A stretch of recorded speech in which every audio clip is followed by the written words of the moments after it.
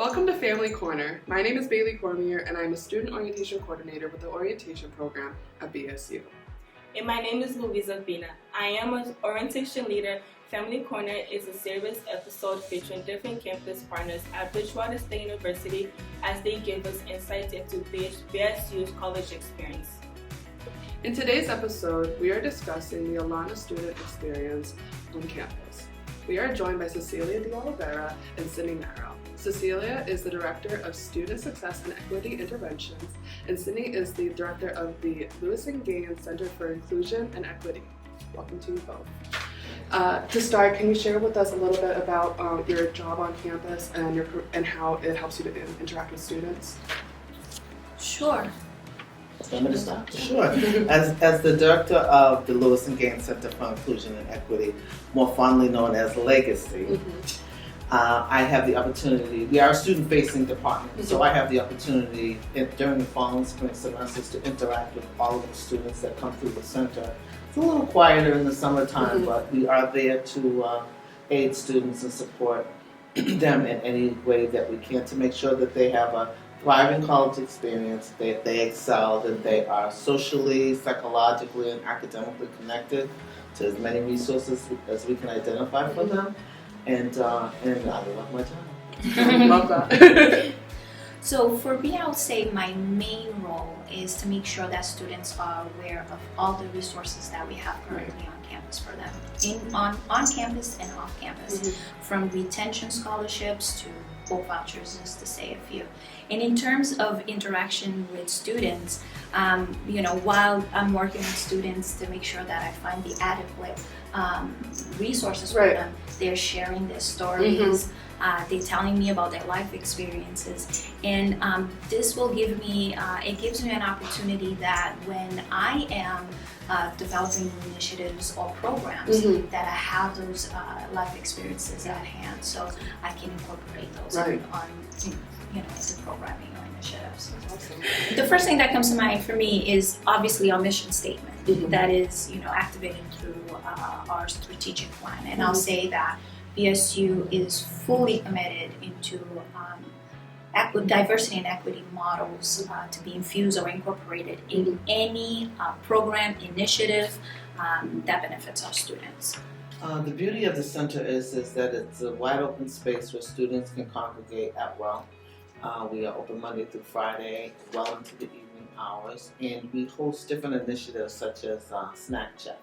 So during a Snack Chat session, students are able to meet other administrators or faculty members who work in an area where there are resources for students. And so what that does is it really alleviates that tension that a lot of our students are first generation, some English second language learners, and they come from backgrounds in maybe high school or home environments where there was really no knowledge of college. Right. And so they don't really know what questions they have. They just know that they have critical issues that need to be addressed. Good, bad, or indifferent, doesn't matter. But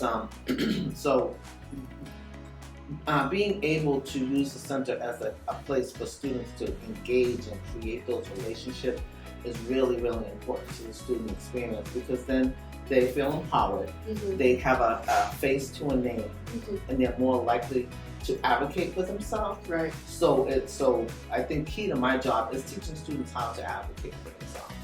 And so by providing that those connections, we do that through Snack Chat, we do that through programming with our ambassadors. So we have a series of ambassadors who have events in the evening time. It could be a game night, it could be a cultural awareness event, it could be a film, it could be a reading where students will get together and learn from one another's experiences culturally or whatever the case may be. We also are very fortunate that we have faculty members who will come and spend time in the centers, in Legacy, and in the Pride Center. That's another department within our division. And so the faculty, they spend time in the centers and they engage with students. The beauty of it is that the student doesn't have to be in their class, per se. They don't even have to be studying the same discipline. Yeah. but they get to meet people and ask questions and really get a sense of empowerment because these faculty members are teaching them how to take that next step forward. A lot of, for instance, we have a great undergraduate research program, right? And so students will come in and they'll have an idea about something that they want to do. A lot of these faculty members will help them identify a specific topic. Yeah. And a lot of times, as a student yourself, you want to save the world. So it's this big issue, and you want to tackle that. And these faculty are there, and some of our staff even, especially me, who have those conversations with, that's a great topic. Can you bring it down here? Yeah. A little bit more manageable so that you will succeed and you'll really have a sense of accomplishment instead of this daunting task that you undertake. It's just you might not ever see an end to it. Right. And so that's the beauty of wide open centers like the Pride Center and Legacy. That's what we provide students. It's like a hub as well for our students. I feel like the Legacy is a hub. It's a place where they can go if they cannot go or don't know where to go anywhere else. I think it provides a hub, and Sydney does an amazing job to make sure that our students not only get to connect with other people, but they feel like they belong, that they are fully engaged in our VSU community. One of my favorite programs that Legacy does is during scholarship season, the breakfast scholarship. I always know you talk about that, and that's one of my favorite ones that I know you do. You're going to be pleasantly surprised because this year it's called Scholarship Days. Ooh, DZE. Oh, yeah. And we are going to have several of them over the weeks in the springtime, so students can come in and learn how to write a really powerful biography, and really enhance the application portion of that. Then we will help them to identify scholarships because we have, thank you, President Clark, for establishing so many more scholarships this year for all of our students, and especially our Black and Brown students. So there are going to be more opportunities, and we are going to have some sessions for a whole week that are designed to help students identify and apply for all these great scholarship opportunities. One other part of Legacy, I think, that is really important too, is it's about connecting with students and faculty, like you said. But also, Legacy oversees so many clubs and organizations too for students, right? Yeah. Well, not overseas maybe, but because the Center for Student Engagement is really where they belong. But again, that sense of community that is created allows a lot of the presidents of multicultural organizations to connect with us just because there's that comfortability and there's that relationship that happens between people of color. Right. Quite honestly, and so and our staff is all of color. People of color actually. Our assistant director, our two admins, and so students they feel more comfortable, and so we are able to connect with them to support them in any way we can. And as a point of fact, we are also, a lot of us are advisors to this group. I have 3. So it's so they there's that sense of belonging and ownership, but we do impress upon them that Center for Student Engagement is really where they live, and that's their source of the big support. We are just sort of behind the scenes support first. How does BSU create opportunities and support for ALANA students, and more for folks who may not know what ALANA stands for? Just give some insight to that. I can define it. ALANA is an acronym that stands for Asian, Latina, Latinx, African, and Native American. And I would say that it's inclusive. It's a very inclusive acronym for people of color. Say, especially my office, I'll say, it's through data, right? We are constantly checking the pulse, if you may, checking the pulse of our students, checking the pulse of our community, BSU community, checking the ebbs and flows of students' experiences and dynamics on campus to make sure that we are checking for any inequalities where inequalities are happening, so we can infuse, so the institution then is able to infuse diversity and inclusion models. So I'll say that we're constantly reinventing ourselves. We're constantly assessing to see where inequalities live and making sure that we're able to then address those head on. Actually, which we did throughout this year. Right. The ebbs and flows, those are the areas where we see the gaps in opportunity. So closing the achievement gap and closing the opportunity gap is very important to the work that we all do. We're all responsible for retention. Absolutely, every single department on this campus. Retention and engagement of every student, one student. Yeah. So I think that the demonstration of the very diverse departments and the way and the students that they address, it's.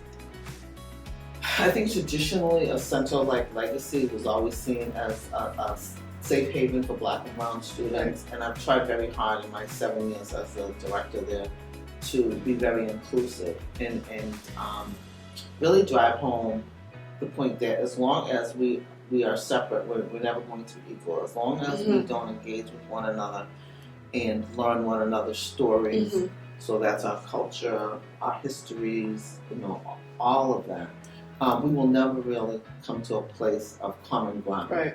And so Legacy is a very, very diverse department. Center. Everyone is welcome, and I mean that. We are there to serve our students. That they are the clients, they are our customers. But if we don't have the answer, to whom do we look for the answer? And that is key. That's one of the first things I train our work study students. Don't ever let me hear you say, I don't know, go check over there. Because that doesn't fly. We don't know, but we will find out. What's your name? What's your, have a seat? Let's talk about this. Let me find somebody in the office who might be able to help you. But you will get an answer because there's an answer out there. Absolutely. Absolutely. So I think that we demonstrate that everybody doesn't need the same service. And everyone can't use the same service model. So how do we adjust our service provision to make sure that we are equitable to all of our students? Our students have told us that actually, right? They have told us that they are a community, right? And they don't want to be identified as only us. Intersectionality is key. It's key. It makes it work. A student does not belong to one department. The student belongs to BSU, right? So even though we have Legacy, we have other clubs on campus, we have the Pride Center. Students do intersect with the financial aid office, our office, the SSD office. So it's very important as staff, as librarians, as faculty, as students to know that you belong in every space that is BSU. And it's our job to make sure that it's a welcoming space at all times. That is key. Welcoming, engaging, and one of the things and supportive. Because one of the things that you said that is key. It applies to students, but it also applies to staff, is you may not have all the answers, but the key is not having the answer in the spot. The key is being able to then refer the student somewhere else or reach out to another department and figure out what the answer is for that student. So the student can then have a sense that we are working as a collective instead of the specific entities on campus, and I think that makes us successful campus. And the beauty of the centers is that we do, we say one student, every student, one student at a time, and that's hard to do when there's just a few of us and thousands of students. And you still take the time, and I think that that's something that we both do really well. Is sit down with students. Tell me about you. Exactly. Because if I know you, then when opportunities arise, I will find you. You'd always say that. I will find you. If I don't know you, you might not come up on my radar. But if I know who you are, then even if it's a 5-minute conversation, and it's never a 5-minute conversation, we will you stick with me, and I think that's the beauty of having these centers. A really great example of this was 2 young ladies doing an undergraduate research program. They were both African American females. That's what I could see. And after we finished the interview, just because I was curious, I said, would you mind if I did a little experiment? Can I interview the two of you? Yeah. And they said, sure. And Yeah. they gave me their life stories. Mhm. They were not the typical Black students Mhm. Oh my God. that sometimes we talk about. Mhm. Exactly. They were so remote, I mean, extremely different from one another. Mhm.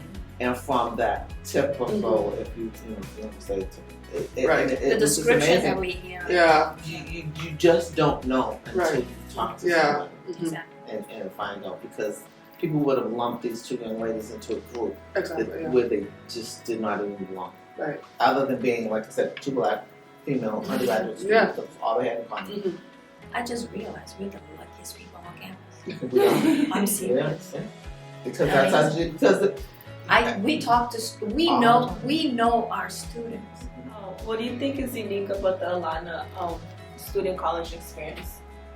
I think for a lot of students, the experience is unique in that, especially if they're first gen, that they might not have seen college on the horizon. Mhm. It might not be a something that they talk about in their families and something that they aspire to in high school. So when they get the experience to come to college, Mhm. and especially to live on campus, Mhm.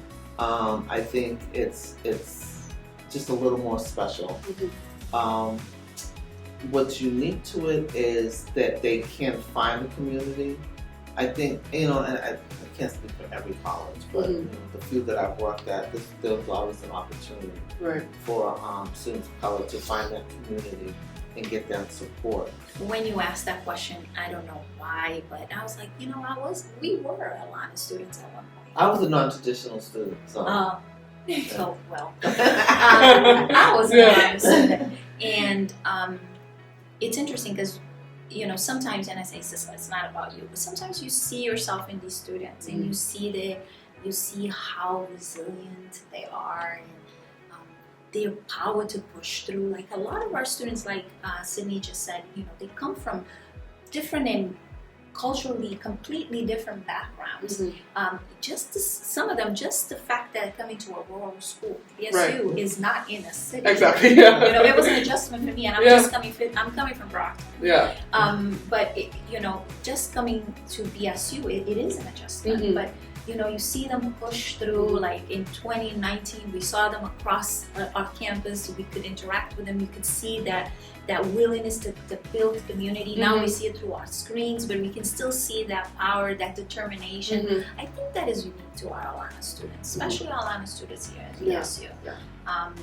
They make their presence known, and they're very patient with everything that is going on. And they have not given up Mhm. on BSU and given up on us. And I feel that says a lot about our students here at Black and Brown And students. when they feel, I think when they feel like they've given up, when different things happen, especially with the national tenor of the state that it is, I think that they, what's unique is that they find people that empower them and support them. I hope, because that's what we want to do. We want to make sure that they know that that they have a family here and, Right. and people that they can look to Mhm. for that type of support. So I think that's unique as well. Mhm.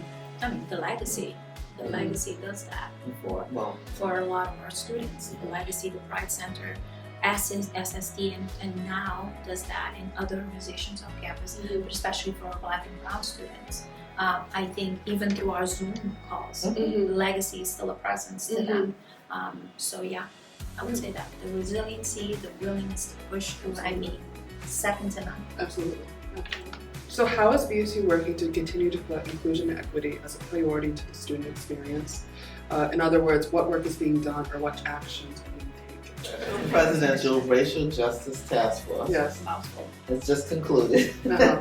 in the spring, and they have a 411-page report Mhm. with many recommendations that have been brought forth to our Board of Trustees as well as our administration. And I see that racial equity and justice lens will be influencing a lot of our curriculum and co-curriculum activities. Mhm. So I'm very much looking forward to seeing where that goes, because that was a committee of 3 co-chairs, 4 vice chairs, and was comprised of 6 subcommittees, headed up by 2 subcommittee co-chairs, and the entire task force was made up of about 70 people, cross-divisionally. And the recommendations that they came up with were stellar, and I think that's going to really move the needle for this campus. In terms of how we infuse racial equity and justice on this campus, despite what the world is doing out there. And I would just add that, and it's remarkable how we're doing it, because with the conversations that are happening, especially with the last summer with the what happened last summer. Absolutely. I think what BSU is doing, it's different from what we see other our institutions doing. Institutions. We were the model. Exactly. So we literally took a dive inward. Like we are currently, actually last summer until recently when the recommendations were submitted to the president, we were doing a self-assessment. Nothing says that we want to take care, or we want to see where the cracks are, where the gaps are, which relates to the earliest questions that you had. Looking where the cracks are, where the inequalities are, where we need to focus more resources and services internally before we say, this is what we're doing as an institution. So I think that's commendable in a way, doing the self-assessment, because it's not easy. It's not easy for us to, it's not easy to look in the mirror, so to say, and say, hey, we've been doing this way for so many years. Maybe there's a different way of doing it. Let's think about it differently. So I think that makes us different than other institutions that we've seen that have gone into also doing some type of racial justice force, or racial justice movement. I remember when the task force was announced and who was on it. I thought it was really, really awesome that students were on the task force as well included, and that student voices were a part of that, because I think it just, like I said, it gave them a voice, and I think that's really, really important. And it's important because you have to hear from them. Yes, exactly. We have to empower, and we do. Yes. We do empower our students to talk about not only the concerns or their expectations of the university, but also where do they themselves that walk through these walls, hopefully in the fall again, walk through these walls, where do they see that they're not being represented, where they see that we are falling a little bit behind of what our mission statement has said. So I think to have the student voice in these platforms, it's essential, because otherwise it's critical, because otherwise we are failing. We're failing our students. Say a student wants to experience witness undiscrimination. What steps can they do to report the incident? Well, we do have services on campus in the form of the Equal Opportunity Office. But I think for what you will find, if I might be so transparent, is that students will go to the leaders with whom they have relationships, with whom they feel comfortable and are trusting. So I think a lot of times what you'll find, the staff are the people that they'll turn to first for guidance, because that's a very uncomfortable position to be in, and you really need to be able to relate to the person, or know that the person relates to you when you're divulging something that's happened, and you want to feel safe. So I think that I would say that our staff, first and foremost, are where students go. And then hopefully the staff can empower them to take the next step or identify what that step is. Sometimes they might even just be walking them to that person to create that safety net and the introductions necessary for a situation to come to a good resolution for the student. And I'll say in terms of expectation of someone that either has suffered or has witnessed this incident, is that they can expect a confidential conversation, definitely, and also that we also, again, award resources, that we would have resources for students to be able to address any distress or trauma incident has caused the student. But definitely I agree with Sydney. We do have an equal opportunity office that is in charge of dealing with such issues. However, we do see in our day-to-day that students do knock on our doors and do tell us their stories. And our job as staff is to listen, believe, and then make sure that we are directing them to the right resource. How can families support their student and be sure they are in touch with the various resources provided to them at the SCO? So just kind of helping families support their student. Well, I that's always my favorite part of my having the conversations with parents that I'm not able to do now. I miss that because you get a lot of good questions, and I think first and foremost is families have to trust that they've had their student for 17, 18, or 19 years, and so trust in the bond that you have with the child, and be able to ask the questions. Be open enough to let them feel comfortable in sharing all of the different experiences that they're going to have, especially in the first 6 weeks. I can remember my own daughter going away to college, and she was just so mature, and she just had it all figured out. And I promise you, 5 weeks into her experience, it was 2 a.m. phone call, and she was hyperventilating, and it scared me to death. She was lonely, and she was just she was homesick, and that was it. And so we talked till probably 6 o'clock in the morning. And then I went to work, and she probably went back to sleep. But knowing that your child trusts in you and can come to you with anything is really the most important thing. And you trusting in the relationship that you've already had and the rapport that you've established with your child should make the parent more comfortable and hopefully make the student more comfortable. They are going to get lonely. They are going to be frustrated.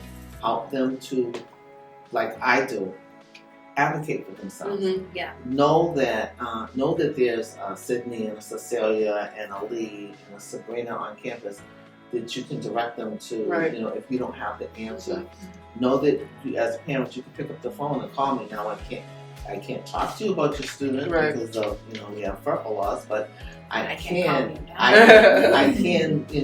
listen to you and refer you to a source that may be better able to help you than I can, whatever the case may be. I think what I'd like families to know is to trust in the process.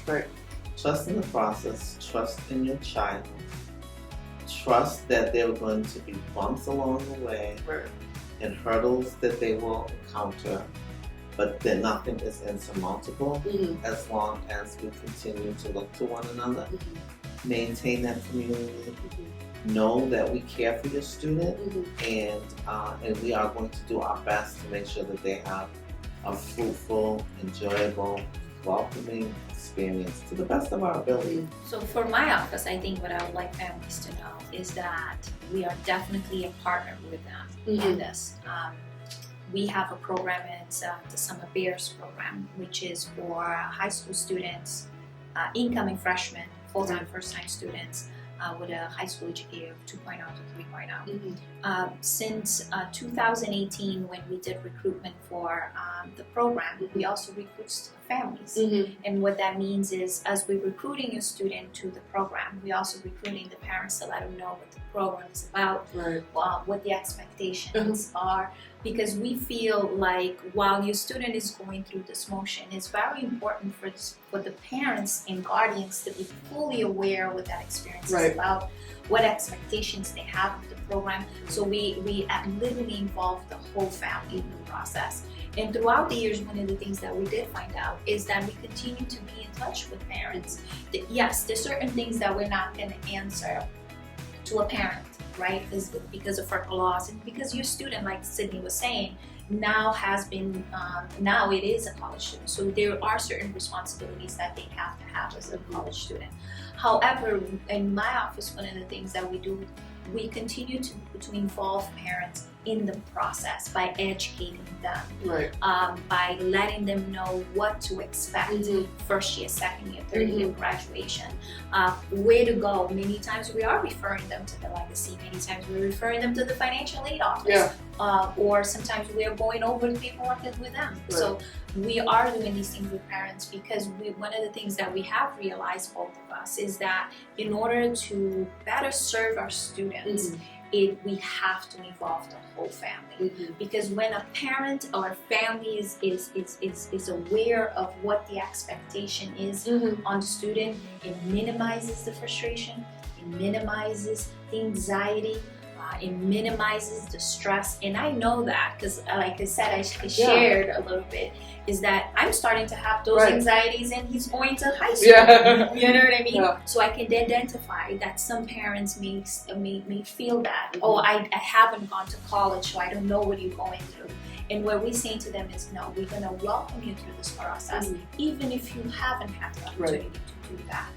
We're going to welcome you through this process. This process takes a community to move it. It doesn't take only Cecilia at SSD or only Sydne at Legacy. It's a combination of all of us, and which goes to what we were saying in the beginning, that a student does not belong to one department. A student belongs to every corner of the university, of the institution. And if we can bring families along, that we're better for it. Thank you for your perspective on ALANA students' experience here on campus. As students and families transition to BSU, it's important to know that there are people in office here to support them in every way possible. Thank you both for being here today and for reviewing today's episode of Family Corner focused on the ALANA student experience. Be sure to catch our other episodes on the Family Hub website, where we talk with other campus partners about other experiences first-year students have. Bye for now.